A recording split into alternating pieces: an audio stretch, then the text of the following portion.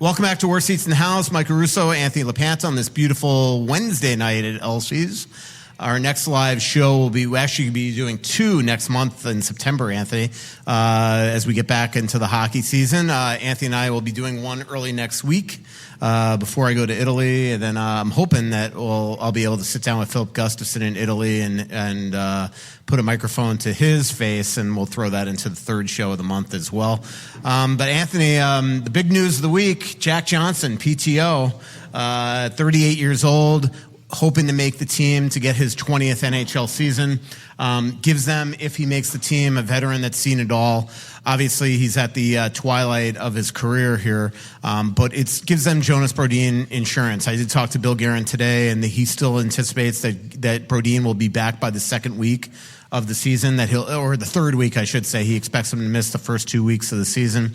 So, this puts a little pressure now on Z Bouillon, Carson Lambos, guys like that, because Jack would be somebody that they can sign to probably a league minimum deal at this point, have him make the team, and then he's willing to play any role, whether that's be the 8th D throughout the season or, again, at that price, you can even slide him through waivers and somebody probably takes him. Yeah, good insurance policy, veteran guy, and Brodin won't be ready at the start of the season, but nobody seems to have any concern that it's going to be lingering past the first couple of weeks.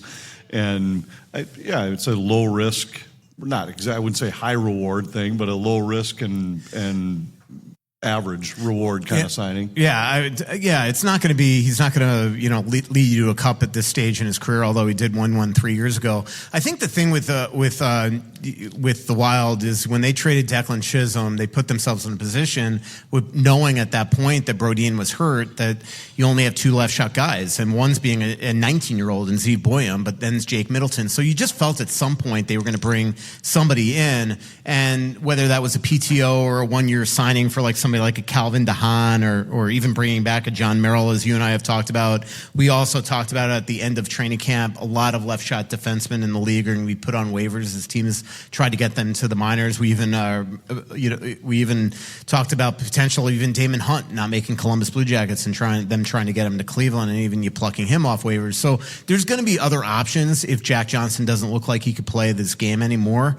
But I know that he's motivated to make the team. And Bill Guerin, as we've discussed on this show for years, he's loath to do PTOs because his career ended on a PTO. He signed one with the Philadelphia Flyers. He was released at the end of the camp. 2 months later, he retired from the league. In his 7 seasons here in Minnesota, he's only done one other previous PTO. That was Drew Stafford. He didn't make the team. So he doesn't just bring these guys in to have veterans to bring to minor league games in Winnipeg. He does it for the intention of them making the team, and we'll see if he has the opportunity. He's got the opportunity, that's for sure. Yeah. And because even if, let's say, Jonas Brodin, everything progresses fine, they know he's going to be back in 2 weeks, you still need another veteran defenseman. Mm-hmm. And so he'll have every opportunity to be that guy. Doesn't mean he's going to be in the lineup every night, but he has every opportunity to make the team for sure. Absolutely, and he's the type of guy, everybody knows Jack Johnson. If he is the 7th or 8th D on this team, he's not going to create waves, which a lot of times you worry about with a veteran that's late in his career. The one thing I do hope is that this still doesn't preclude somebody from Carson Lambos from really knocking doors off and trying to make the team. And if he is good enough, then sorry, Jack, you got to go somewhere else or you've got to retire.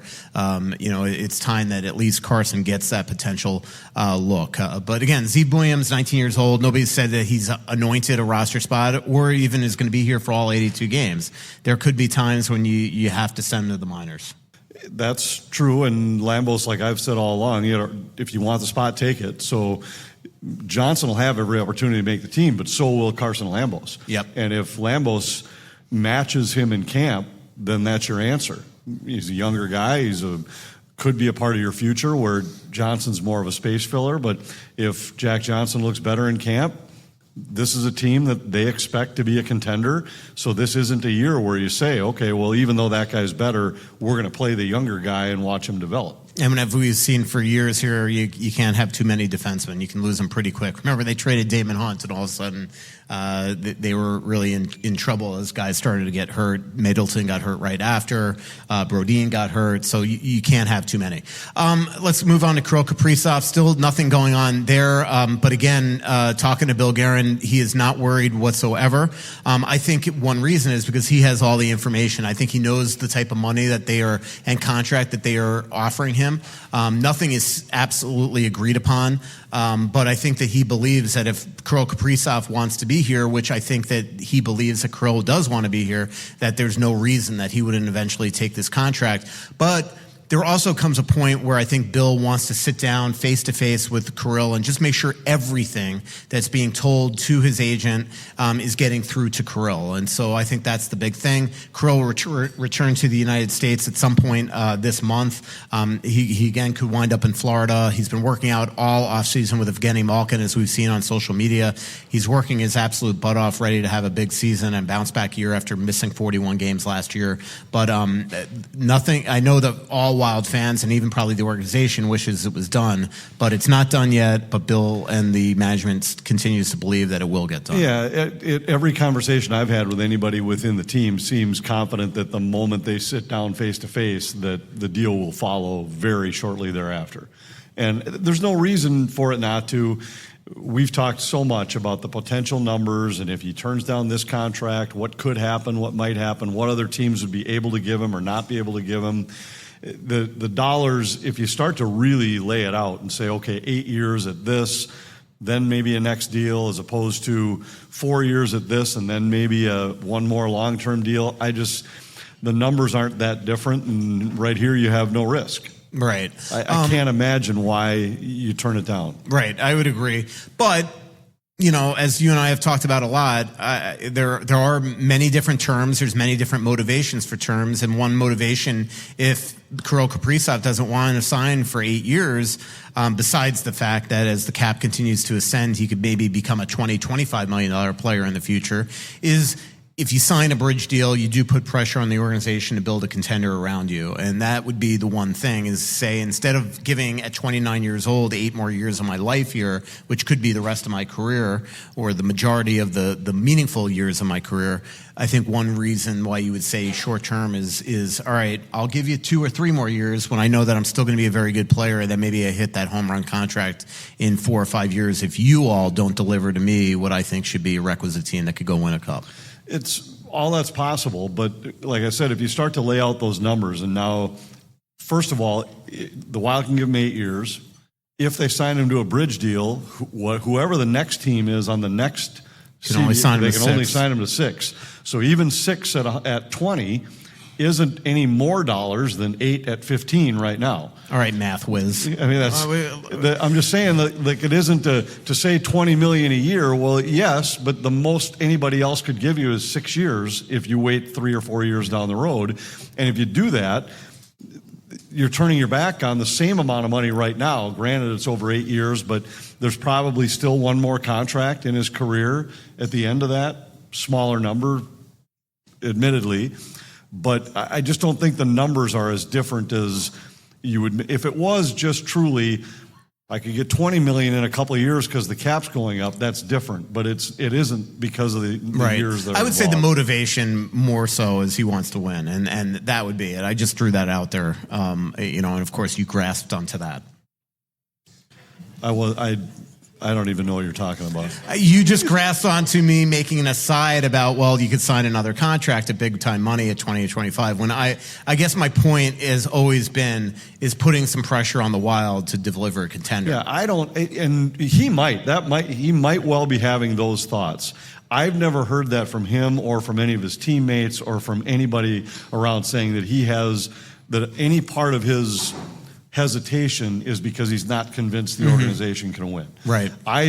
Everything that I've ever heard from anybody else within the team, around the team, is that has never come up. That isn't a part. But it very well could be. Maybe he went to Russia this year and Evgeny Malkin convinced him that he could win somewhere else. I have no idea, but I just don't. By the way, one conspiracy thing that I have in my mind, all Wild fans keep on talking about Crosby. What if at the end of the day, trade deadline move is to add Malkin? If you're you have Kirill and him, they're buddies. You obviously know the relationship between Bill Guerin and Malkin. This could be Malkin's last year in the NHL. Penguins are not making the playoffs. If the Wild are in position to add a center, maybe Malkin's that guy. It would be very interesting if that ever happened. Obviously, Malkin wants to win a cup if this is his last year, though.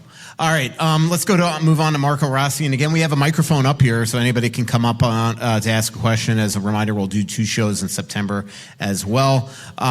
So Rossi, nothing is going on there either. I could tell you that for a fact. They continue to have had no talks since early to mid-June. So we are going on about 2 months here.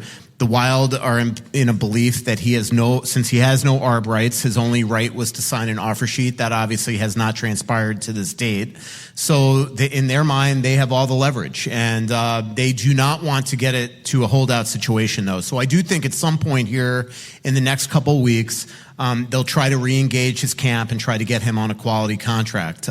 It's going to have to, at this point, probably be a short-term bridge deal, and Marco's going to have to trust the fact that if he signs that deal, that he's going to know that if you look at this roster, he's going to be in a position to be in the top 6 and continue to play well, and kind of put last year in this awkward summer of no contract negotiations for 2 months of it behind him, and just suck it up and be a good teammate. Yeah, and the only thing I would say that I would disagree with is to say, you have to put last year behind. You have to put the last 5 games of a playoff series behind you. The rest of the season, he played in the top 6. Mm-hmm. And he was a 60-point guy. There's no reason to believe he's going to be anything other than a top 6 player, that he's going to be much less than a 60-point guy. I still go back to the middle of last season, and I hadn't talked to anybody, and to me, the number that always made sense was this 5x5 deal that you later confirmed that was actually something that had been offered and turned down. But the reality is, as we've talked throughout the summer, when I've said I don't believe Marco's going to be gone because I don't see anybody offering what the Wild think he's worth. I don't see on an offer sheet anybody offering him enough that would make the Wild say we'd rather have the compensation package. So he's going to be here. So let's get the deal done. And now I know that right now it's a leverage thing, and you don't want to be the first one to blank and all that kind of stuff. But I do believe the Wild know there's value in getting it done to get him into camp on time. I think I would guess there'll be contact from the Wild on that front. And maybe it's a short-term deal, but if I was the Wild, I would consider going back and saying, let's go back to that first offer we made you. We've now established that we were more accurate on the market value than you were based on what other teams are willing to give you. Let's do this. It's still a life-changing contract.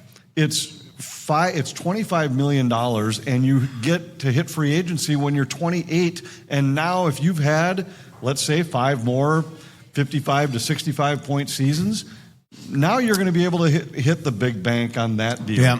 And I think it's a good deal for both sides. I hope that reasonable minds come together on that. And that the worst thing that could happen is that he misses the start of camp or the start of the season. And let's get to that point next. But I will tell you that 5x5 deal, 1, I don't think Marco would take it. And 2, I don't even think it's on the table anymore. I'm sure it isn't. And I'm saying I think for both sides, it would be a compromise that's a good deal for both. Yeah. And if all of a sudden Marco changed his mind and went to the Wild, maybe they would put it back on the table, because I think they'd realize that's something that they could easily digest under their salary cap structure. Before we get to Paul here, let's talk about that and camp. First of all, as a European player, if he signs up until camp, that could delay his coming to camp. But like Bill Guerin, I was talking to him about this, and he held out twice in his career, and he had 2 of his worst seasons during that year. If you look at the history of time, most guys that don't come to training camp on time struggle. Heck, look at Jeremy Swayman this past season for the Bruins as probably a big example. I think judging, and I'm hoping to talk to Marco here in the next little bit. I corresponded with him back and forth today. But the one thing that when you look, and the reason why I didn't talk to him today was he was climbing a mountain. So, like, you look at his offseason, what he is doing to put himself in the best possible shape to get ready for this year. He looks like an absolute machine. You know deep down that there is no chance he wants any of his hard work this season to be inhibited by him showing up late or showing up when the season starts. You and I both know his personality well enough to know that he doesn't want to be the guy. He's not the type of guy that walks into the locker room with the swagger the first day like, you know, what the hell? I did exactly what I wanted. He's the type of guy that would come in almost ashamed of the fact that he was late for camp. He doesn't want. If I'm reading his personality right, which I think I am, he wants nothing. He wants no part of anything that's going to disrupt the team. He doesn't want that responsibility. He doesn't want that reputation. He'll want to get this deal done, and that's why I just threw it out to say that neither side wanted. He didn't want that deal at the time it was offered. The Wild now don't want to offer it back, but maybe that's where you land, and it ends up being a great deal for both sides. Yeah, we'll see. The only thing I'll say, I don't disagree with you about his personality, but I also know he's a prideful guy that feels that he has a certain value and he wants to be paid as such. And he has talked about that. He did an interview but the market determines that value. Yeah, you're right. You can believe it, but if he was a no-brainer worth way more than that, there would have been a handful of teams ready to offer him, sign him to an offer sheet, and that has not been the case. So that's what I was saying is that I think now the Wild have established the leverage in this spot to say, look, we offered you this. Nobody else is offering you more. Right. And that's a great point. And he's got to get convinced of that because you're right. Everybody in the league knew that he was available this offseason, and Guerin basically got 2 or 3 really mediocre offers offering mid to late first round picks and players that they had no interest in. And the fact that nobody signed him an offer sheet should speak volumes to him as well. So you're absolutely right. Paul. And if you want to ask questions, come on up. You can grab some merch when you're done. Just come on up. Paul's got it. Otherwise, Paul might be here for the rest of the show because I see he's got a list set up right now. I made notes. I do have a hockey question first.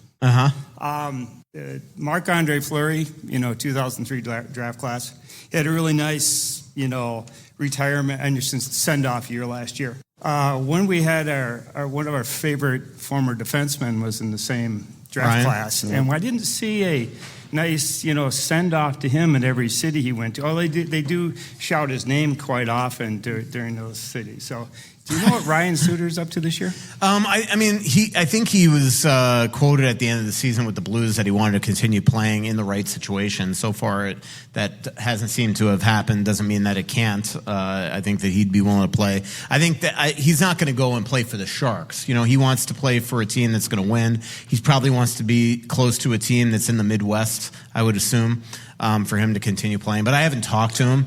But to your first point, I get the sarcasm, but you don't get that in most situations. And first of all, nobody knew that this could be Ryan Suter's last year. And again, Marc-Andre Fleury is a unique individual. Not every player in their last year is going to go to every city and get the serenade that he did. Certain players are loved and certain players are not. Yeah. So the second one is, this is not hockey related at all, but until somebody gets behind me, I got some for you. I got more questions. Yeah, I got more questions. A week from now is State Fair Eve. Yeah. Okay. Our family loves State Fair. You've done some cool shows in there, Russo Radio. Yeah. But how much, I'm going to determine whether you're true Minnesotans here. By how much of the food that you've actually tried and what your culinary opinion is of this food. So I can tell you I've had one thing ever at the State Fair, so if you don't, you're probably not going to mention. A Pronto Pup? No. I've had the Pronto Pups, not lately, but yeah, I've had them. Corn dog? No. Yeah. Okay. Cheese curds? No. Yeah, it's been years, but yeah. Well, when I was working for the St. Paul Saints, we had a booth there, so we were there quite often. And back in those days, you ate anything. So, how about Spam curds? Nope. What did you say? Spam curds. Oh, no way. You wouldn't try? No offense to Austin, Minnesota. Vietnamese egg rolls? I was just in Hawaii and I didn't have Spam either. So, is that big in Hawaii? Well, yeah, Spam's huge there. Wow. Hawaiian sushi is Spam and rice. Spring rolls? No. Deep fried alligator? Definitely not. No. Corn from the corn roast? No. Oh yeah, absolutely. That was a regular stop for me. Okay. They do the chant still, right? They do corn chant, cob, they do dance, whatever, they do all kinds of screwy things. Yeah. Deep fried olives. No. Deep fried pickles. No. I've had those. Really, our family tries this every year. Well, now you have to remember that over the years these I might be kicked out of Minnesota after this podcast. No. Yeah, you are. But I actually worked in the food building for a few summers when I was young at a mud pie stand. My buddy's mom owned a mud pie stand, so we would make all the pies in advance, and then I'd work the stand there. So then we ate everything that was in the food building. The kebabs, the mini kebabs were one of our favorites. I think your nephew worked at the deep fried alligator stand. The 1 year, because I ran into him as we were walking into the state fair one day. The deep fried alligator stand? Is that the one that's right to the right of K-Fan essentially? Yeah, it's right near the corn roast. Yeah, I'm pretty sure that he worked there. Confirm that. I will try to confirm it. Yeah, but I've met your nephew once in my life, and I know this, and you don't. I didn't know he worked at the fair. There's an Italian sausage sandwich stand that I don't know if it's still there, but I used to stop there all the time on my way in too. Do you want water that every day tastes like luxury? Better yet, worry-free luxury? With a Connecticut water treatment system from Aquarius Home Services, you'll get the world's most efficient water system and worry-free water that makes every day a day with luxurious water. Trust me, I've had one for 8 years. I've got sparkling dishes. I've got softer skin and hair. I've got worry-free drinking water, great tasting coffee, which, as you know, is the most important things. Rust stains, white scale buildup, and funny odors or taste, well, goodbye to all that. Plus, my appliances last longer, saving me time and money. And during our state fair special, enjoy 36 months, 0% financing. Let me say that again. 36 months of 0% financing. So today is the day. Schedule your free water analysis with Aquarius, your authorized independent Connecticut dealer. And find out what water should be worry-free with Connecticut. Visit AquariusHomeservices.com for details. Financing based on credit approval. Aquarius, earning the right to be recommended. And don't forget to tell them that Russo sent you. Choosing the right banking partner for your business is an important decision. Royal Credit Union supports your business needs now and into the future with flexible checking account options and digital tools to help streamline your business operations. Royal also helps take your business further with treasury management services, including ACH, sweeps, and positive pay. Choose Royal Credit Union for business checking. Get started at rcu.org/Royal Choice. Insured by NCUA.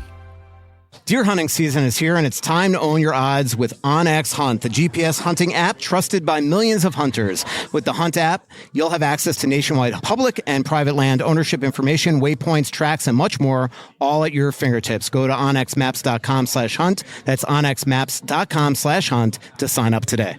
You ever do the garlic fries? I have to ask you that because Scott from our trip, he's connected to that family. Oh, is he really? Yeah. Yep. Turkey. Yeah, what have you eaten? Turkey, the turkey on the go sandwich. Turkey on the go, not the turkey leg. No, that's too messy. The sandwich though, those things are unbelievable. It reminds me of when I was a kid. They used to make them in school or summer camp. Not the walleye. The only other thing I've been there is to the beer hall, and I've had some flights of beer there, probably with my buddy Mike back there. So who I definitely had flights of beer there with once? Mike Yo. So he was he was in between. I think he did a Star Tribune show and he had to do a fan show. So him and I just went to go get some flights of beer together at the beer hall. So you're going to be in Italy the whole time, or you're going to make State Fair? So it's funny you asked that question. Literally the only day that I could go to the State Fair, the entire fair, is the 28th. I was supposed to host the last show on the Fan at on Labor Day, and I had to bow out of that because of a couple trips that I got planned. So I'm out of town, so I leave for Italy on the 19th. I get back the 24th, and then the 25th I go to Detroit for Olympic camp, U.S. Olympic camp, and then I get back the 28th, and then I leave town again the 29th. So, yeah, not going to be. So you have a lawn service, I hope? Say, hey, can you come and... You won't get the call. I on the 28th, I'm doing PA, Common, and Barrero all in a row at the fair. It's going to be... So you long day at the fair and not eating any of that food that you brought. Yeah, why not? Got walleye cakes, crab fritters. No, nothing. I've had the cold milk. Does that count? That's good. Did you have a malt from the dairy building at least? No, never had I haven't. I don't think so. Yeah. No, thanks though. I think I did have like a smoothie pop once. I think the friends with his family, the Connors, and I think they made me get that once. So thanks, Paul. You can grab a shirt if you've never gotten one at any of your previous pods. What's up? So my question is, of the Team USA guys that made the Four Nations roster, which of those guys would you maybe swap out for somebody else for the Olympic roster? You're going to have to ask the question again because I was admiring your hat. Is that what I think it is on there? It's Minnesota? Yeah, but what's in between? In between? I think it's just a star. Oh, okay. I thought it was done by the 10K takes guys. I thought it was a marijuana leaf. I thought it was like it was going to be like our THC Gigglies. Yeah. Anyway. All right, I guess I got distracted. Ask your question again. The guys that were on the Four Nations team that you changed for the Olympic team, for Team USA. And I think we've talked about this before. The veteran fourth liner type guys, I think they'll change. I think Adam Fox to me seemed like a no-brainer that he'd be out. Now he could have a rebound year this year and maybe put himself back on the map. But I think some of those older, more veteran guys are likely to be replaced with a younger wave of talent. Yeah, at some point here in the next week, they're going to announce the 45 or 48 guys that they're bringing to Ann Arbor, or to Plymouth, I should say, for the U.S. Olympic camp. But, I would think Fox is going to be out. He'll be part of that group. But do you bring a Lane Hudson or a Luke Hughes or a Zeke Boyum, or do you bring maybe a Ryan McDonough? Who knows? We'll see. As far as up front, I think Tage Thompson has a really good chance. I think he'll be there. Clayton Keller. Yep, Clayton Keller. My guess is Brock Nelson probably sealed his fate by not signing with the Wild. To be truthful, I mean, that's actually how I feel. And the question is, do you bring Trocheck? Chris Kreider likely out. Chris Kreider definitely out.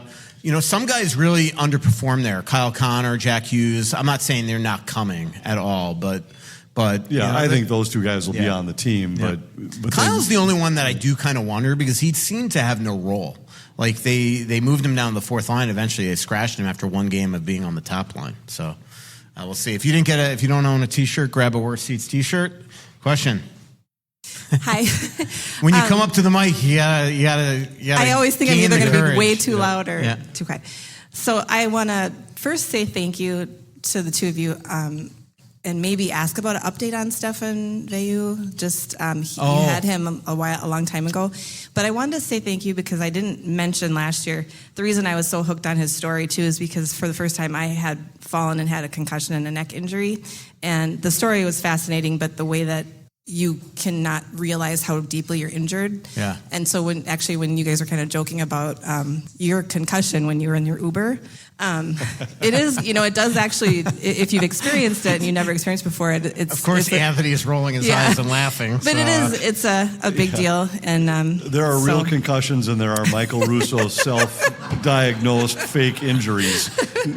Well, I know it's real, Russo. I know it's, but I just wanted to say thank you because you never know what people are going through in their personal lives, and you do. I don't have a lot of subscriptions, so I apologize. I get a lot of your info from The Athletic through just listening to you guys. Right. And you do really heartfelt stories and so forth. So with that being said, just without me getting too mushy, you come into people's lives and it's more than hockey, and we spend time with you in the garden or wherever, gets our mind off of stuff that might be heavy. Mm-hmm. So thank you, and I'm not going to cry because it's more than what you might realize, and I think it's important to tell people thank you. So I want to put that out there. Yeah, thank you very much. And then, so my question is actually, so back to hockey and not out of the sentimental stuff, is I was thinking also when you guys were talking about different lines like Foligno and Rossi and things in a past podcast, I was like, we think about this Rossi thing in the playoffs as kind of, and again, I can only listen on the radio, which the play-by-play he's awesome, so it's really cool, but I don't get to see it very often. So when you're listening to it, it's different than watching, right? So my question is, could it be given a positive spin where they wanted, as coaching staff, to give a lot of depth because I think he's awesome. He's one of my favorite players, and times when I have been able to watch, and he's now been on the team as a newer player, I guess, if you will. I just think he's amazing. Is there a part of it that we're thinking it's negative, but they wanted more depth, and maybe it wasn't to like punish him or whatever. You guys are going to know more, or I guess experts are going to know more. What I'm trying to ask, I think, is I was thinking about that, and I'm like, maybe they just wanted a lot more depth, and they know that they know he can kind of be a sniper sometimes. So there was a little bit of that to it. There was zero intent to punish Marco Rossi. That's not why he was moved down. They thought Ryan Hartman played better in the early part of the series. He continued to play well, so they left him alone where he was. But like I said earlier, I hope that fans don't, but I know that the team's not overreacting to what happened in the final 5 games of the season. For 82 games, the guy was in the top 6, was given every opportunity there, and flourished in those opportunities. And they expect him to be back there again this year. They for sure were hoping that something would click with him with a couple bigger wingers, and thought, well, let's see, maybe it will. And it kind of did. I mean, he scored a little bit from a 4th line spot. It's not where he's cut out to be. It's not where they foresee him being. But he wasn't put down there just to punish him in any way. I think they might have been hoping for a little punch from the 4th line, but I think it was more just Ryan Hartman was playing great. They wanted to move him up, and Marco was the guy that had to go down. Yeah. First of all, thanks for what you said. It is humbling. I mean, so a lot of times we, think that we're doing this podcast and it's just being listened to, the Roaches and Robbinsdale. But, like last week last live show, we're talking to a guy that flies, civilian helicopters in like the Himalayas and Mount Everest on rescue missions, and listens to our podcast. Right. It's crazy to think it about is every like once that. in a while when you hear things like that, that it's, when people will tell you how much it means to what you talk about on these shows or games or whatever, there are some times where you have to step back and just really appreciate, number one, the commitment that people have to listen and to watch is really an amazing thing, but also to then, I've thought about this before as a broadcaster. Like, I grew up listening to a few significant broadcasters in this market. I grew up listening to Al Shaver call hockey games, and listening to Bob Kurtz call hocky games, to Herb Carneal calling baseball games, and there's a responsibility that comes with that. I had a kid today went to meet my brother to play a round of golf, and the guy that was there, like, getting our cart ready, turned, he said, "You've been the only voice I've heard call hockey games my whole life. It's unbelievable. Like, it's such an honor to meet you." And I was like, it's really something when you think about it, like guys that are 15 years old or 16 years old now, their path to the game is through listening to you. And that's not a responsibility I take lightly. I'll just say that. Yeah. Just being friends with you is just such a thrill. It's an honor, isn't it? Yeah. I am embarrassed to say that I haven't checked in with Steph for a while, but I just actually texted him. So if he returns the text during the show, I'll tell you what he said. I told him it's for the podcast. Question. So you guys were talking about the market is kind of spoken about Rossi in an offer sheet. So my question to you is a couple different questions. When are offer sheets not allowed? What's the cutoff? As far as I know, they could be done now. I mean, if I remember correctly, the Holloway and Broberg offer sheets happened like right now. A year ago today. Yeah. So to say this market's been set for him is not actually quote-unquote accurate. But, it's been set because nobody's offered him anything yet. Yeah, but he could be negotiating right now. He's not. I mean, let's put it this way. I know what's pretty much going on in there. It would shock me. I'm led to believe that nothing's going on from that standpoint. But no, you're not wrong. But if you remember, and I can't remember them all off the top of my head, but we did an analysis in The Athletic where we basically took the 9 teams that could even do it based on their draft pick situation, their cap situation, and whether or not he would even do it. And who knows? Maybe somebody offered him an offer sheet that he had no interest. Like, I'm not going to that.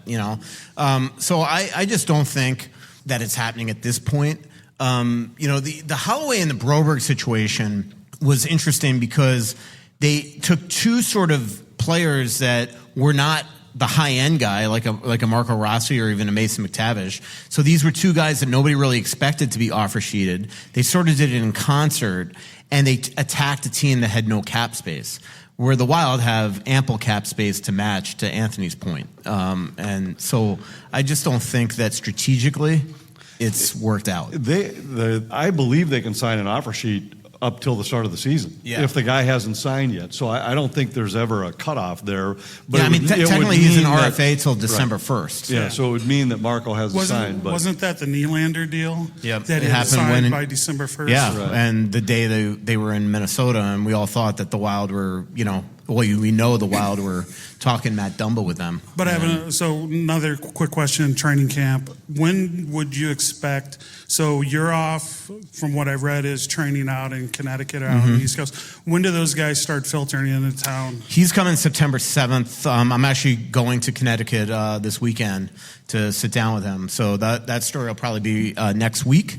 Some of the guys are here now. Yeah. There are guys arriving almost daily right now. It just depends on their schedule. There were a few that the team requested to get here earlier because like Boyum's here. Yeah, and Volsted's here, and Juracek, I believe, was I think it was late last week. He was supposed to be here, so they're all kind of coming at different times. But there are some that the organization, they can't require them to be here, but kind of urged them to be here. Yeah, Juracek, Boyum. Boyum's already put on, I think, 15 pounds of muscle this offseason. So I didn't get to see him at the development camp, but I'll be here covering that Tom Curver's showcase coming up September 12th to the 14th, so I'll see him then. As far as Urov, he gets here September 7th. September 3rd to the 5th, he's actually going to be in Washington, D.C., really Arlington, Virginia, for the, the rookie symposium that all top rookies in the NHL have to go to as sort of here's not what to do on social media, here's how you talk to the media, that type of stuff. So that'll all happen. And then I'll be getting with Gustafsson next week as well in Milan. I believe he's the one that representing the Wild there. So I'll be you'll be not only reading about Gus coming up in the Athletic, but I'm hoping to, since I'm sitting down with him alone for 15 minutes, put a mic right up to his mouth and we'll throw it on this podcast a couple weeks from now. Question. I have a Florida Panthers lead-in to a Wild question. Perfect. That's my type of question. Matthew Tkachuk tore his labrum in the Four Nations. Obviously, Florida went on to win the Cup. Right. He has not gotten surgery yet, and I was listening to the Dan Le Batard show yesterday morning, and Mike Ryan made the point of they want to keep the team together. Matthew Tkachuk is strategically not getting this surgery so he can sit out and miss the regular season, come back in the play. Who said that, Le Batard? No, Mike Ryan. Oh, okay. They were hinting at it that he hasn't gotten the surgery because he can. I don't know the exact reason why he hasn't gotten it done as of this moment, other than he had a honeymoon that he wanted to be healthy for. But he is going to be having surgery here in the next little bit. I'm supposed to actually see him at the Olympic orientation camp. He's still coming. But he wants to play in the Olympics.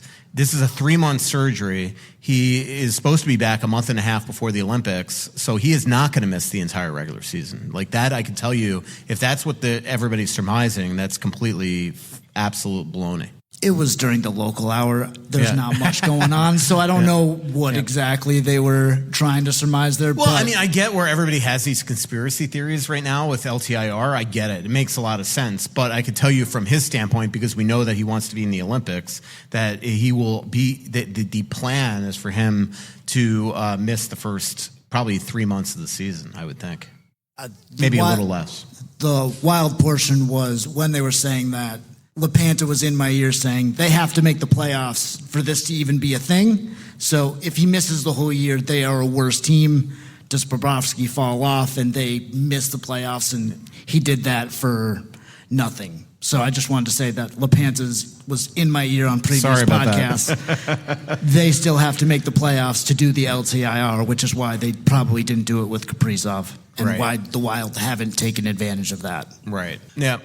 Yeah, and it's a different spot with some of those teams that have abused the rule, like Tampa did with Kucherov, and Vegas has done miraculously with Mark Stone a couple times, where he's come back to life just in time, coincidentally. But with the Wild situation was different. I wonder that the Olympics makes it a no-brainer. I mean, there's no way that that Matthew Tkachuk's going to sit out. Now, I suppose they can accrue some cap space with him on.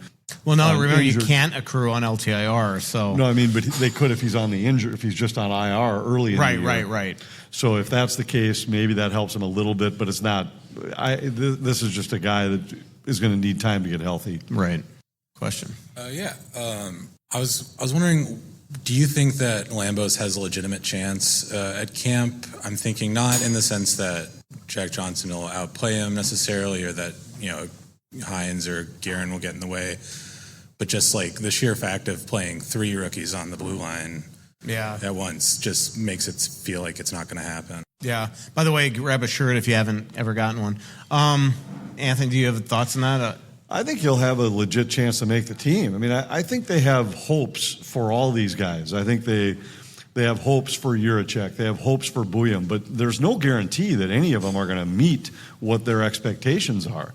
And they expect that these guys are going to these guys are probably a bigger part of their future plan than Carson Lambos. But the truth is that not any of those guys are locked in for a spot right now. Exactly. Every one of those guys could wind up being like, look, somebody outplayed you, and either you're the 7th or 8th guy, or we're going to send you to Iowa to start the season. I mean, that's a possibility for any of those guys. Yeah, I would totally agree with you. Like, first of all, it's not a guarantee. Like, maybe Lambos outplays Blayam. Who knows? Maybe Juracek's not ready.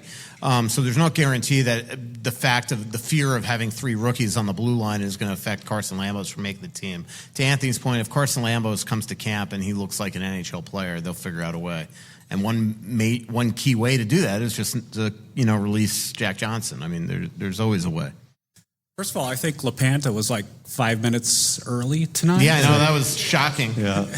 I was. I didn't know how we spent the first 5 minutes prepping for the show. I left after 15 holes today just to make sure I got here on time. And where'd you play? I was playing at Southview, so I was the traffic was unpredictable, so I had to make sure I cut out early to get here on time. How'd you shoot? It was pretty good on the first 9, and the second 9 wasn't as good. Chad Graff was playing with us, and nice of him to call. Yeah, we're going to connect with him after the show. You were invited. I maybe forgot to invite you, but it was. He came for the second 9, and he was going to play. They were going to keep playing, and he started out. I think he might have been 1 under par after 5 holes, and then the wheels fell off on the 6th. So that was right when I left. So it was good. I love the course, love the greens. It was fun. But, yeah, I did have to race across town and make sure I got here on time because I'm committed to be here before 7 o'clock. Well done. Where's next summer's trip going to be? Go for it. Well, we don't know for sure yet, but the most likely, I don't even know if I should say because he's in the process. I talked with let's say it. There's no, let's just say that what the possibility is. Okay, well, the probably the leading possibility is to start out in Lake Como and then go down through the south like Lugano area of Switzerland. And then go down through the south of France. Yeah. So that's the most likely. I know that we're hoping that the dates can work and the pricing can be manageable, all that kind of stuff. So, which is nuts because that would mean I'm in Milan area 3 times in like a 9-month period. So are you going to the Olympics? Or are you I am. I'm gone February 2nd to the 23rd. So Alex, get ready to do some remote shows. Yeah. I'm going to North Carolina during that stretch for a bachelor party, so it'll be the same. Yeah, so I'll be there. I was telling Guerin this today. I'm actually going like a week before, I think maybe 3 or 4 days before the Wild season ends. Joe will cover the team, but a week even before I think the men's team gets there because I'm actually there before the opening ceremonies because the women starts early. So I'm covering women and men. And I want to tell you about Twill in the Edina Galleria. Scott Dayton's Twill in the Edina Galleria. TwillMN.com is the website. I'm wearing my Johnny O hat. I'm wearing one of my many Peter Millar shirts. Johnny O and Peter Millar are 2 of my favorite brands out of Twill in the Edina Galleria. When I've been going to Wolves games lately, I've been wearing my Dingman shoes. I've been wearing my Brax pants, my either Peter Millar or Johnny O shirts, pullovers. These The Wolves games are weird because they're really cold, and then they turn on the fire jets before the game and singe your eyebrows. You need to be prepared for all kinds of different temperatures in that building. And I just use all my 12 stuff. And as we do more shows here at talknorth.com on video, I'll be wearing more twill stuff because it's really simple. I don't always try to look good. Sometimes I'm very happy being a slob, and I wear old sweats and T-shirts. If I'm trying to look presentable in any way, Talk North meetings, sponsor meetings, big games, going out in public, going out to dinner, I just put on something I bought at Twill. It's just that simple. If I put on something I bought at Twill, I'm going to look good. I'm playing a Randy Shaver's golf tournament on Monday. I'm going to wear Twill stuff to that too. Golf, walk around town, dinner, whatever. TwillMN.com. Go to Twill in the Dining Galleria. They're laid back. They love talking sports. They're nice people. Tell them we sent you. You'll have a good time, and you'll end up walking out with something great. If you're looking for a refreshing THC drink, well, check out Giggly. It tastes like your favorite cocktail with no aftertaste and just pure, bold flavor. It's made with real fruit juice and all natural ingredients. It's a Minnesota-made gem. You can find it at liquor stores and Quick Trip locations across Minnesota, or get it shipped nationwide. Plus, with a new low pricing and low-calorie options, it's the perfect guilt-free sip. Try Giggly today. Hey, have you been dreaming of a lake cabin lifestyle with boating, fishing, and family fun in northern Minnesota? Well, lately I've thought a lot about how cool it would be to have a getaway like so many Minnesotans. And if you're like me, you probably think that owning your own lakeside getaway is beyond your budget. Well, if you think lake cabin real estate prices keep going up, well, think again. This is Russo, and I'm here to tell you there is an affordable way to enjoy a cabin lifestyle and all that goes with it. And yes, I said affordable. I founded a Clamshell Beach Resort, which is located on the Whitefish chain of 14 lakes for you and your family to enjoy. Here's how. Clamshell has lake homes that offer deeded fractional ownership, and the keywords there are deeded and fractional. You own it. Imagine having 5 weeks a year to enjoy Clamshell with its beaches, pool, and lodge that's full of kids' activities. Is golf your game? There's a great golf course right across the road. Like winter sports? Well, you can go ice fishing, cross-country skiing, or snowmobiling right out the door at Clamshell. And there's no maintenance, no grass mowing, no snow removal. It's done all for you. And you can own a share of Clamshell Beach Resort at an affordable price. To learn more about ownership opportunities at Clamshell Beach Resort, go to cottagesonwhitefish.com or contact Pat Egan at 612-220-9819. That's cottagesonwhitefish.com or Pat Egan at 612-220-9819. Last thing, Sarah McClellan. I just wonder if you ever thought about having her here as a guest on the podcast. Yeah, I mean, she doesn't live here usually in the off season. She actually lives in Arizona, so that's definitely part of it. But Sarah and I get along great. I'm proud that she that she is still here at the Strib. Like when I left the Sun Sentinel, they had such a laundry list of beat writer after beat writer after beat writer until they finally got rid of the beat. And she's been here since the second I left the Strib, and I've known her for a lot longer than that, obviously from her days covering the Coyotes. So, that's definitely a thought. So, any more questions?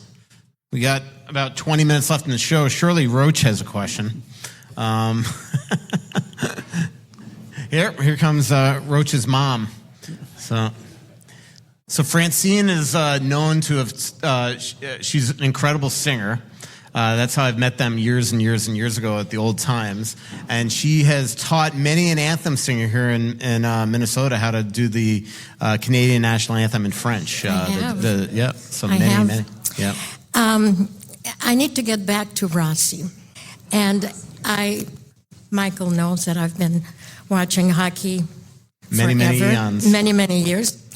In fact, do you remember one day I was at your house about 10 years ago, and you put in the VHS tape of the biggest fights? Yes, not only the fights, but you put in a documentary about what was the massacre? The Good Friday massacre? The Nordic and the Canadians. Yeah, the Nordic and Canadians. Yes. And I had never really watched it, and it's unbelievable. Like Mario Tremblay just dripping blood. It was They called it the Good Friday Massacre. Yeah. Yes. Yeah.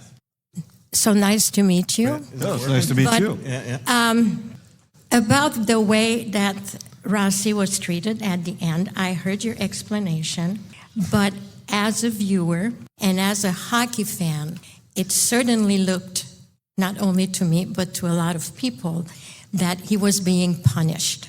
So my question is there some personality conflict between the administration, Mr. Guerin, and the coach and Rossi?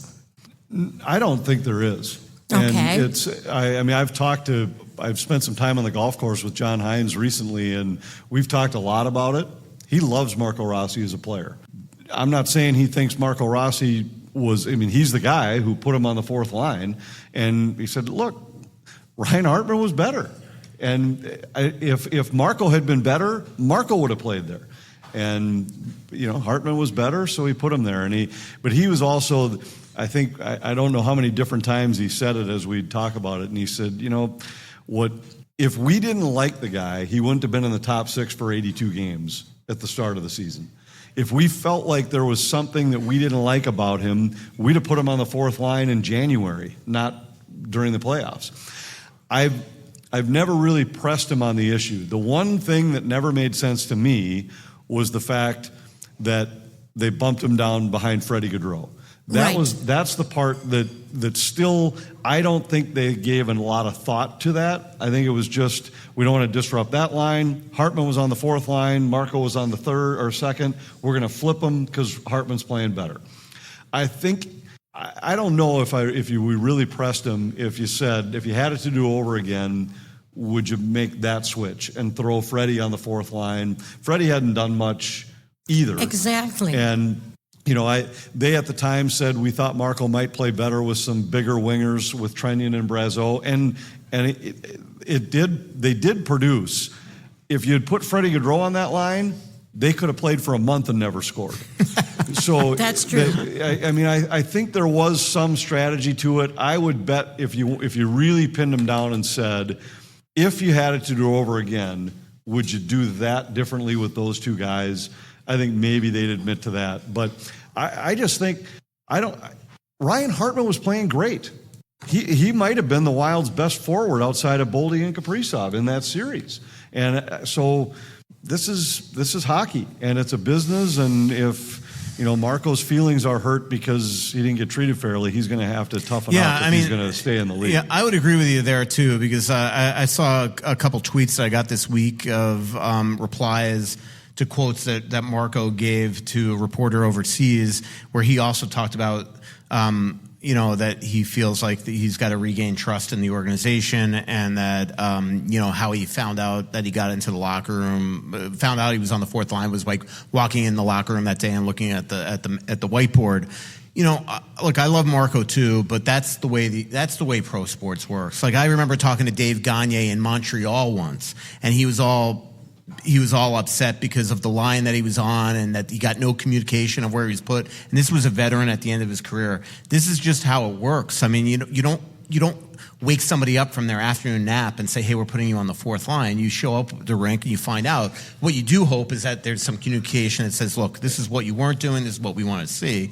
Maybe it didn't happen before the game, and happen after. So, and the only thing I'd add to that is one of John Hines' best attributes is his connection to the players as people, and his ability to read psychologically where guys are. He last year, as soon as he had coached, remember, for half of a season, and he spent the summer, went and met with Freddie Gaudreau to try to bring his game back to where it was. He knew that there was more there, knew that he needed a certain kind of mental approach from the coach. He is really careful about making sure that if this guy's been moved down, that he understands why, that he talks him through it. So I don't remember the specifics of the day or the game. It could have been a day where, I don't remember when Marco said he walked in and saw his name on the whiteboard, but it might have been in the morning when the guys got there for morning skate. Might have been before John had a chance to talk to him. But I know John has spent time already this summer connecting with a few players to make it really clear how they value him, what they need from them, where he sees them fitting. I think he's really good in that area. And I know that he'll be reaching out to Marco whenever this deal is done to make sure that is mended. If there are any bad feelings, but also to make it clear, like, look, we see you as a top 6 player, but here's what you need. We need more of, and that's a fair assessment to make. To say, look, 60 points was great, but there are also some things that need improvement if you want to be a top 6 player for the rest of your time. And I understand that, and I'm glad to hear that about the coach. It just appeared that in the series, and you mentioned Freddie Goodrow, that it was a very reactive. I don't know that maybe there was a lot of thought going in. It appeared to be, from a fan's point of view and somebody who keeps up with it, that what happened was a very reactive reaction. It might have been. And sometimes look, coaches, there are a lot of coaches that overreact to things that happen in the playoffs. And then there are some coaches that underreact. And we've talked about this before. I actually thought that was Dean Evason's undoing. I thought he underreacted. When you remember the year they were beaten by St. Louis, and I felt like he waited too long to make any changes in his lineup and to change his goaltender in a series where they were, I thought, the more talented team, where St. Louis reacted quicker. Yeah. So I think it's a tough balance, because you don't want to overreact, and one loss is just one loss, but there are also times where, okay, well, if you lose again and now you're down 0-2, are you going to kick yourself for saying, well, we just ran the same thing out there and had the same thing happen?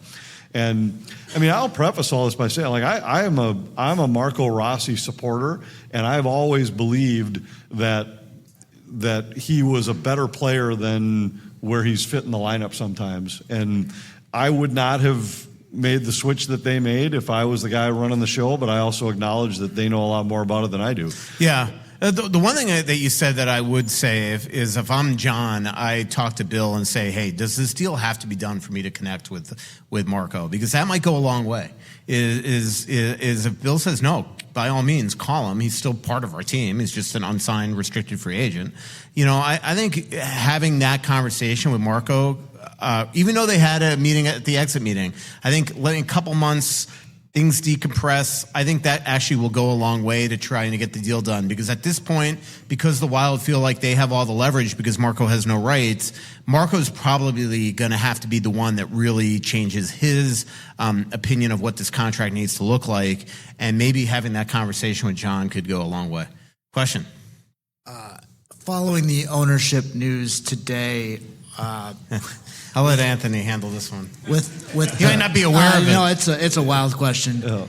And the Timberwolves wanting a new arena and the Wild wanting to upgrade the soon-to-be Grand Casino Arena.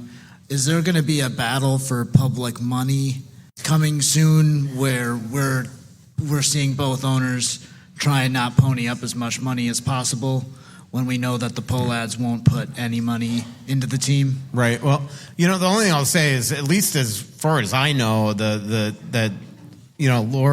Lori and A-Rod are basically saying they're going to do this thing 100% privately. Well, I don't know if that's it, but I know that the Wild, one reason why they wanted to get into this past legislative session is they knew the Timberwolves were going to go to them and other teams in town were going to go to them and ask for public money. The only solace the Wild got from them being rejected is that everybody across the board was rejected of public money. So, but there will be that fight, and that's why the Wild are trying to revamp their proposal. Well, and the teams are always in a fight for public money. They always are. And as much as the pro sports franchises in this town work together on some things, and they all will say things like it's the quality of life is better with all four major teams here and all of that, they all are fighting for that public dollar for sure, and justifying why it's better spent on their team and their arena, their stadium, whatever it might be, as opposed to the others. And I know that in the Wild's proposal for some of the refurbishing, they were putting a lot of money into a building that they don't own technically. I mean, they're not the only tenant. They're not even the majority. The majority of the events aren't even them, and every deal's different. And I've always been amazed by, not just here, but the money that local governments put into football stadiums. that are used so infrequently and they sit vacant. Like, how many cities do we drive in where the football stadium is in the parking lot of the baseball stadium and the hockey rink, and you're like, this stadium gets used 12 times a year, and yet it's the biggest of the bunch, and the dollars that are put in there are absurd. Yeah. When you consider that Xcel Energy, I don't know what they have, or now Grand Casino Arena, like 250 events a year, something like that. Like, imagine if the Wild really said, you know what, we are going to try to go and when A-Rod builds this arena, like, you know what, do you guys want a tenant? Like, can you imagine if the Wild left downtown St. Paul, what that would do to downtown St. Paul? It would bury it. Yeah, Right. and so, like, the Wild. But that's why it's worth public money. I mean, everybody benefits in that city if the team stays there. And everybody in town, as far as I know, has gotten public money. I think the United is the only team. I think they did that completely on their own. But I mean, you look at what Target Field got from especially Hennepin County, and the upgrades that Target Center got, and as Anthony just mentioned, U.S. Bank. The only team that's really never gotten anything from the city is the Minnesota Wild, and the city owns them. Excuse me, the state.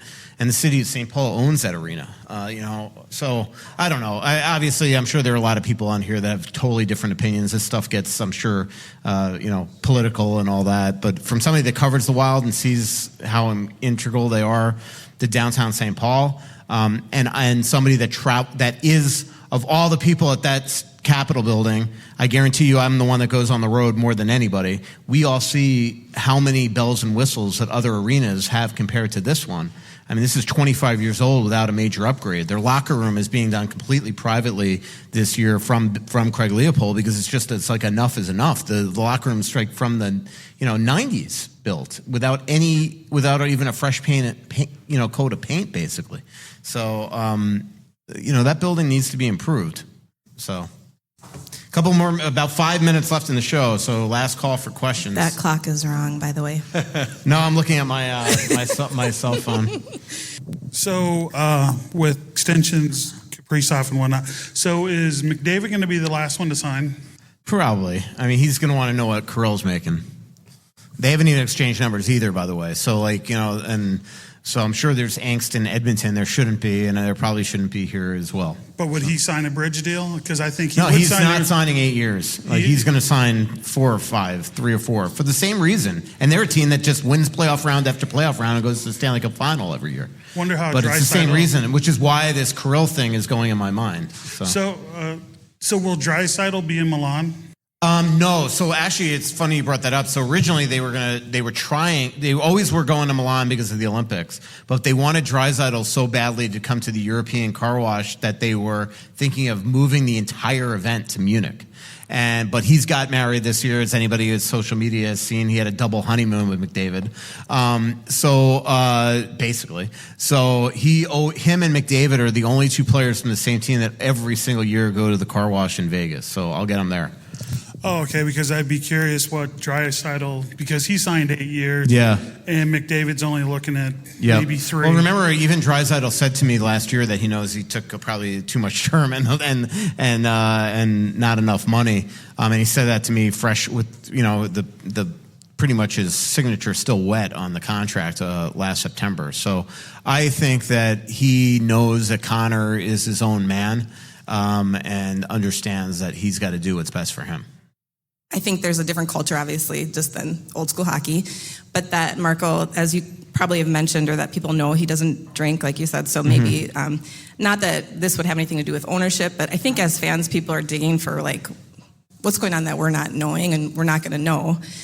But people dig, and you're just curious because you love him. And so on that podcast, they were talking about the differences in social media, how it affects younger players, and maybe if they're not partying as much, or if it's not old school hockey as much, that's changing.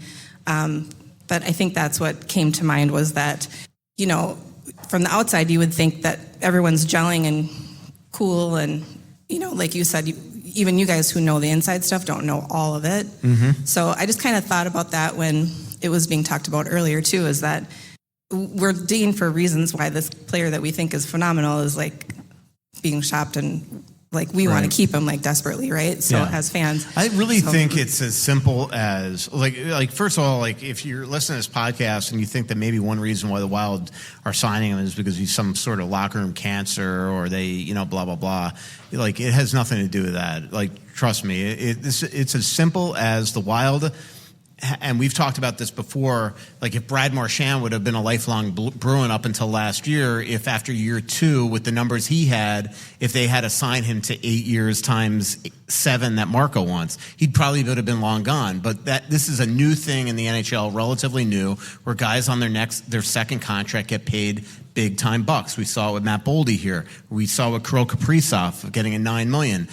So similarly, the Wild are now having to make a decision on a player saying, do we think that he is worth on a long-term deal $7 million a year? They do not. They don't believe that he is. So it's really as simple as that, is a difference of opinion on whether or not they want to invest in with him long-term. If this was 10 years ago and Marco could only get a couple million a year, this thing would have been done in a minute.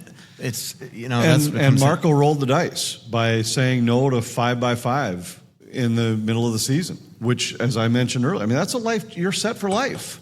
That's a $25 million contract. It's not like they were going and lowballing him. They're offering him $25 million, and if some guys look at that and say, "I'll take it and bet on myself that when I'm 28 I can sign the next big deal," but it's. Every time a deal is signed, both sides are trying to get the best deal they can. And, I mean, if you look at the Wild right now, might have some of the best contracts in hockey with Matt Boldy and Jules Eriksson Ek. But at the time the deals were done, they weren't no-brainers. There were a lot of people who thought the Wild way overpaid Matt Boldy way too early in his career. And now it looks like it's going to be a bargain deal for the last 6 years of his contract here. And Jules Eriksson Ek could be as undervalued as anybody with what his AAV is. So both sides get the best deal they can, and sometimes it takes a while to get there, and sometimes it's painful because you're arguing to get there. And just remember, when I know that some fans have been offended by Bill Guerin saying he's trying to run a business here, but that is reality. This affects you, whatever Marco signs for, because Kaprizov's about to get 15 or 16 million here. If Yurov pops, if Ogren pops, if Juracek pops, if Wallstedt pops, if Gustafson's about to earn an extension, which, by the way, we haven't mentioned yet, they haven't started talking to him, but I do believe they are going to try to get a jump on this. At training camp, if he is going to get what a number one goalie is going to be paid, the more money you pay Marco affects all of that. And, the worst thing is, so they're they have certain guys, like all teams, slot into a certain piece of the pie. And right now, Bill is not willing to waver on that because he feels, and this is true in today's day and age, is that you have certain rights as organizations, as players. If the shoe is on the other foot, you know that the Wild would be the one that would be in deep, deep trouble here. But right now, Marco is the one that didn't have ARB rights, and that affects you. There's only a certain time in everybody's contract life where the team really has total control here. And if the Wild just give in on that, in their opinion, it's going to affect everything else. So that's probably the way to end it. Yeah, then the other part of your statement, though, is interesting. And it's a microcosm of society right now, that what is said publicly and in the social media world affects these guys. They're kids. They're 22, 23 years old. They're not that different from high school kids or even, I suppose, college kids in that case, but it affects them. And you can try to teach them and instruct them on how to stay away from it, but it bothers them. I mean, my wife's 50. I won't say how old she is, but no, please do it. Yeah. But it affects her. Like when somebody goes on social media and says that they think the TV announcer is a meathead, it affects her. So it affects these guys. There's no question it does. And they can try and stay away all they want, but they've got girlfriends or wives at home too that are, you wouldn't believe what this guy wrote about you. You wouldn't believe what this guy said or what this fan said. And it absolutely affects those guys, and it's hard to ignore it. Yeah. So I'm just going to read this quote because I actually never wrote it, but this is from Matt Zuccarello. So this is not just young guys. This affects older guys too. And the reason why I asked this question to Matt's at the end of the year is because Matt's and I actually had sat down at the end of last season to talk about a bunch of things that were personal with him and I. and we talked about social media. And he basically he talked about how he goes, I don't really spend that much time there, but obviously, like, I read you to get your news on Twitter. This is back on May. Obviously, he was being sarcastic there. But, like, it's just a free, he goes, everyone can write whatever they want, ugly, bad, whatever, and usually it's bad these days. It doesn't matter if it's hockey or whatever. You just read negative stuff all the time, and it's got to be hard for a 20-year-old coming up now and getting a lot of shit in those channels. Sorry. There's a third thing Davida's got to fix. Blame Matt's. So he goes, so I'm lucky I'm older and don't really have that stuff or read or know what, but if I had this when I was 20, I don't even know if you'd still be in the league. Like, it's just mental, it's hard, it's part of the job that people don't really think about, that is actually can weigh on some people more than others. We don't think enough about that part. Like, we spend time to go out and score goals expecting to do this and this, but there can be a lot of things happening behind there. And I'm sure, so he just goes on and talking about how basically everything that's put out there from media, he's not just talking about the fans, but fans as well, is just piles on, piles on, piles on. And where fans and media don't think it's actually getting in the locker room, it absolutely is being read. If you are on a hockey player on Twitter or Instagram or whatever is out there, Blue Sky, it's just, you're invariably going to see it and it's going to weigh on you. And so, like, if people are making up stupid stuff about Marco Rossi because this contract's not done, they're just wrong. It's just people that are absolutely not in the know. But I guarantee you that's Marco's seeing that stuff, and it surely doesn't help. So that's a perfect way to end the show.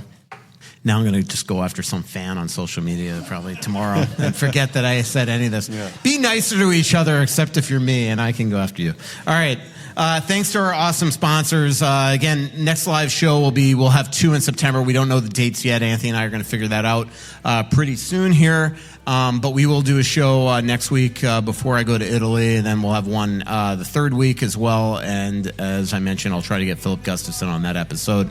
Thanks to our sponsors and for everybody for listening in the Aquarius Home Services studio. Aquarius Home Services, your local authorized dealer for Connecticut water treatment systems, clamshell beach resorts, Giggly THC beverages, Onyx Maps, Twill and Edina Galleria, and Royal Credit Union. Thanks, everybody. Thank you. So much coming.